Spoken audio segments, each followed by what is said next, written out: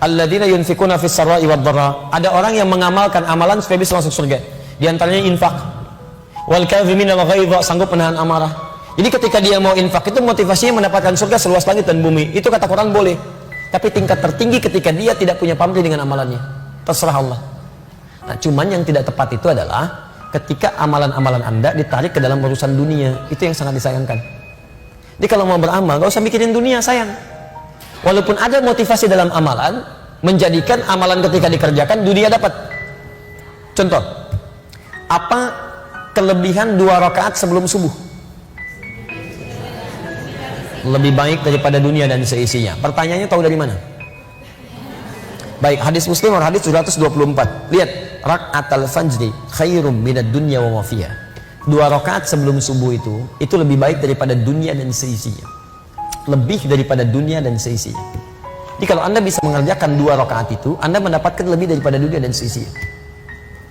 Lebih daripada dunia dan seisinya. Ada yang menafsirkan itu pahala yang tidak bisa ditandingi oleh dunia dan seisinya. Ada yang menafsirkan bahwa keadaan kita itu dijadikan memiliki sesuatu lebih daripada dunia dan seisinya. Maksudnya apa? Maksudnya hidup dia tidak akan diperbudak oleh urusan dunia, tapi dunia jadikan kecil sesuai dengan hajat kebutuhannya. Dia nggak memandang dunia itu besar, tidak. Ya, orang yang memandang dunia itu besar itu menunjukkan ada nafsu yang besar dalam dirinya, sehingga setiap yang dilihat diinginkan. Ahli 2 rakaat sebelum subuh itu dia memandang dunia kecil.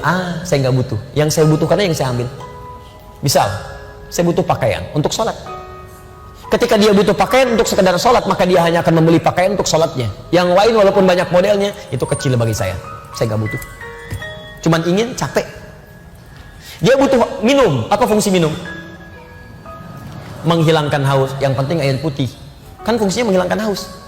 Ketika dia merasa apa yang dia butuhkan itu dia kerjakan, maka dia akan dicukupkan oleh Allah kepada yang dibutuhkan saja. Yang lainnya kecil. Tidak dianggap penting. Jadi orang seperti ini hidupnya nggak capek. Yang penting ada air putih, selesai. Apa fungsi makanan?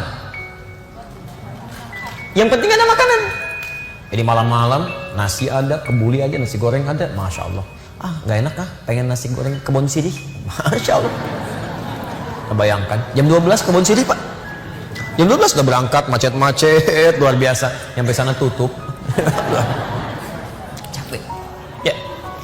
Jadi saran saya, misal ada janji banyak di Al-Quran. Misal, mohon maaf ya, orang-orang yang infak itu, yang sedekah itu diberikan balasan minimal 700 kali lipat. Ada 10 kali lipat. Tapi ketika Anda akan infak, Anda nggak usah mikirkan balasan. Infak aja dulu. Karena pemberian Allah itu tidak harus langsung berupa balasan dalam bentuk yang Anda pikirkan. Misal, ada orang perhitungan gini, kalau saya berikan 5.000, saya dapat 50.000. 50.000 pemberian Allah itu belum tentu dalam bentuk uang. Kesehatan, bisa. Traktir teman, kenyamanan, ketenangan. Kadang-kadang itu lebih penting. Ayo pilih mana?